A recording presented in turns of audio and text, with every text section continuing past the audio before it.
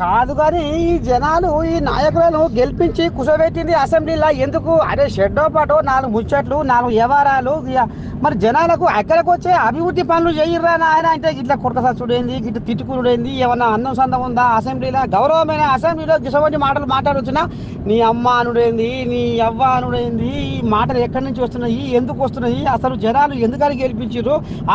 మరి మన బాధ్యత ఏంది, మనం ఏం చేయాలి, జనాలకు ఏ రకంగా మనం సాయం చేయాలి, ప్రజాసేవలో ఎట్లా ముందు ఉండాలి, మా నియోజకవర్గంలో ఈ సమస్య ఉంది, ఈ సమస్యకు గిట్లయితే మరి దీని పరిష్కారం అవుతుంది అన్న ఆలోచన మాత్రం నాయకులకు ఎదురులా పొద్దుగా లేస్తే గొర్రెకారు బర్రకారు తిట్టుకుంటారు.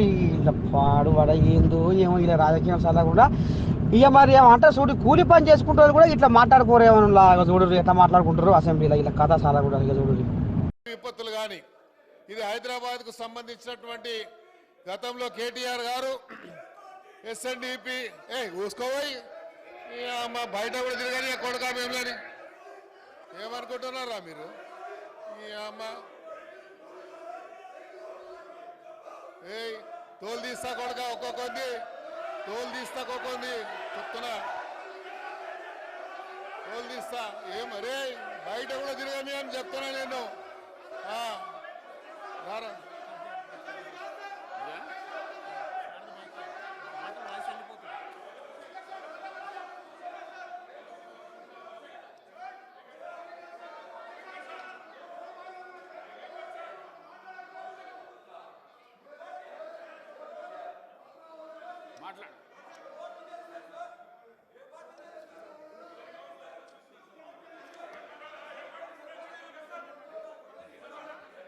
అధ్యక్ష, హైదరాబాద్ కు సంబంధించి ఇది ఇంపార్టెంట్ అయిన సబ్జెక్ట్ అధ్యక్ష. రాబోయేటువంటి రోజుల్లో హైదరాబాద్ సిటీలో రాబోయేటువంటి రోజుల్లో ఈ హైదరాబాద్ ఒక డిసైడింగ్ ఫ్యాక్టర్ గా కాబోతున్నది అధ్యక్ష.